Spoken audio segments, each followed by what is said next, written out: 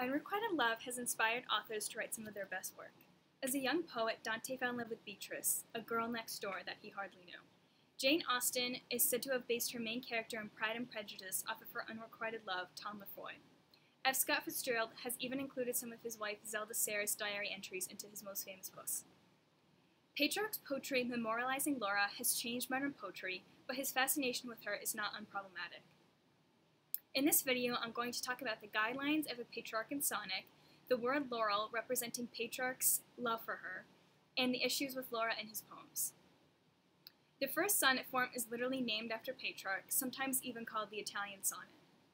A sonnet is a 14-line poem, traditionally meant to be said aloud, derived from the Italian word sonetto, meaning a little sound or song. Although we don't typically sing poetry anymore, Petrarch has clearly made a lasting effect on what we call a sonnet today.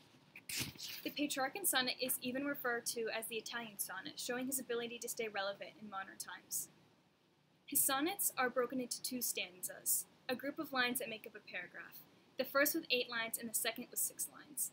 The first 8 lines usually pose some sort of problem or question, and the last 6 lines answer it. But to me, the rhyme scheme is more important. The first 8 lines follow the rhyme scheme A, B, B, A, B, B, A, and the last 6 lines follow either C, D, E, C, D, E, or C, D, C, D, C, D. One of the most famous lines in American history, "Give me your tired, your poor, your huddled masses," is inscribed on a plaque under the Statue of Liberty, and it comes from a Petrarchan sonnet. As you can see, the words fame, flame, name, and frame rhyme, while the words land, stand, beacon, hand, and command rhyme in the first stanza. In the second stanza, the words she, free, and me rhyme, while poor, shore, and door rhyme. Obviously, figuring out that these words rhyme is not hard, but when Italian sonnets are translated into English, most of the rhymes are lost. There are less examples of English poems written as a Petrarchan sonnet, because English is a hard-sounding language that doesn't flow as well as Italian. But luckily, Shakespeare invented a second type of sonnet after Petrarch's time.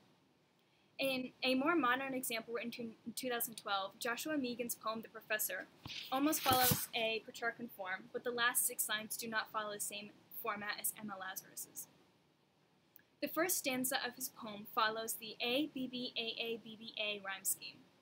As you can see, the words nod, rod, quad, and god rhyme, while chair, share, there, and care rhyme.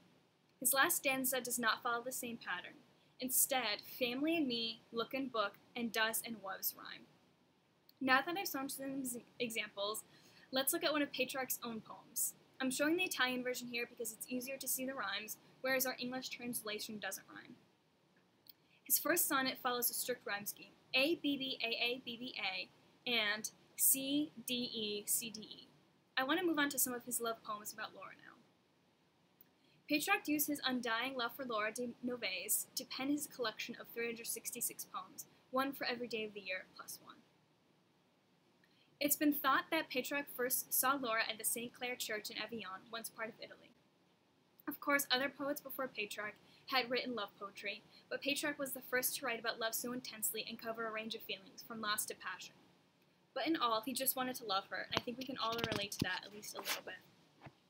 Petrarch did not use her name explicitly. Instead, he used the word laurel for Laura. He only had to change one letter to turn Laura into laurel, just the last A to an O. Besides symbolizing Petrarch's love, the laurel tree also has historical significance. In Greek mythology, Apollo falls in love with Daphne, a nymph. While Apollo is chasing her in a forest one day, she calls out for help from her father. Her father turns her into a laurel tree, so Apollo cannot get to her. Apollo makes the laurel his sacred tree and declares that crowns of laurel will be placed on the heads of victors to honor her. Today, we still see crowns of laurel used at the Olympic Games. Even the saying, "rest on your laurels," which means to feel too comfortable because you've been successful before, can be traced back to this. Basically, don't rest on your accomplishments because laurel was used to crown victors. In 1341, Petrarch was named the Poet Laureate of Rome, and at the time, most of his work was love poetry dedicated to Laura. Even the word laureate has the root of laurel in it. This makes sense because an appointed poet laureate is in charge of creating poetry for public occasions for a government or royal family, which is a major accomplishment. Now that I've found some symbols of Laura, I want to discuss Petrarch's flaws in writing about her. In an analysis of Laura by Virginia Cox at New York University, She claims that patriarchism conventionally posited a male-speaking subject in a female object of desire. In all 366 poems, Laura does not speak. She might have not existed at all, but that's less important to me. Petrarch still uses her as an example for unrequited love, whether she was a real woman or not. This is concerning because Petrarch's love for Laura is purely physical. It's also unreciprocated. Petrarch likens Laura to a laurel tree, close to the spelling of her name, but a tree is an inanimate object. Obviously, a tree cannot speak or have feelings, making it very easy for Petrarch to exert himself over it. Now I've chosen some poems that I think show this well. In the third poem, Petrarch remembers Laura's fair eyes. This description of Laura is harmless because it's one of the first poems dedicated to her, but her eyes are constantly the only thing he remembers about her. In the 12th poem, Petrarch imagines Laura in her old age, and yet the only characteristics Petrarch comments on are how the sparkle has left her eyes and how her hair has turned gray. Again, both physical traits. Petrarch does not write a line about how much she's accomplished in her life.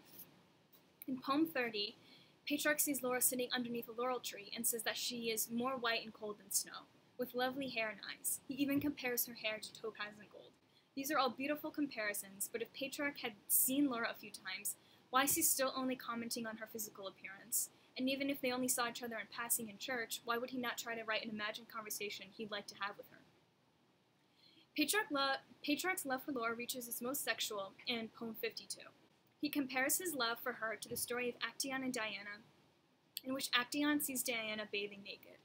Petrarch watches a common farm girl bathing and tying her blonde hair back. Normally, Petrarch doesn't equate Laura to a common farm girl, but in the original Italian, this is the word for wind, which sounds and looks a lot like a play on words with her name. Similarly, in poem 159, Petrarch compliments Laura on her perfect gold hair blowing in the wind and calls her a bathing nymph. Both of these poems put Laura in a vulnerable position, but Petrarch shows no sign of guilt or remorse for watching her bathe. Instead, he just comments on her hair. Now I want to show some examples of how Petrarch talks about himself, but not Laura. In poem 133, Petrarch declares his voice is hoarse from calling after Laura, but she does not care. But maybe Laura does care, but Petrarch never wonders how his unrequited love for her affects her life in any of his 366 poems. Do her children notice? What about her husband? Will Laura stop going to church to avoid seeing him? Laura has no voice in this one-sided romance, but Petrarch talks so much he's literally sick. To me, it would be more interesting if Petrarch wrote a few poems imagining how Laura is feeling, instead of leaving her as this passive role. Similarly, in the poem right after that, Petrarch compares very intense opposites. He says he has no peace and yet does not want war. He's in heaven and flat on earth. He is not alive but not yet dead. In the last line, he says he's this way because of Laura. But is Laura really to blame? Petrarch does nothing but exacerbate his problem in this poem. Petrarch's insatiable love for Laura is beyond her control, and really she has nothing to do with him. She was a married woman with children, probably of a high social status and obviously religious. Petrarch's language in this poem and the last one do not take ownership of his feelings. Laura should not be blamed for things that happen to Petrarch, especially his very dramatic downward spiral. In my last example, I want to talk about poem 168. In this one, Petrarch is looking back on his love affair with Laura in old age. He allows himself to be wistful and reflective, but does not give Laura the same opportunity. He recognizes he is older and time is limited, and that's a very natural human experience. He doesn't stop to think about Laura getting older or how she's feeling. A reader has no idea if Laura regrets not starting romance with Petrarch or if she's embarrassed by it. Petrarch lets himself have this moment to reflect on his life, but Laura is stuck in his imagination and the reader's imagination. In conclusion, Petrarch's poetry introduced the sonnet to Italy and forever changed the way Italian, English, and modern poetry is written. His symbolization of the laurel tree in all of its forms is clever, but his relationship with Laura is problematic. His obsession with her is entirely based on her beauty, disregarding any intelligence or personality she might have had. He lets himself grow with old age, but Laura's character is still very static in the end.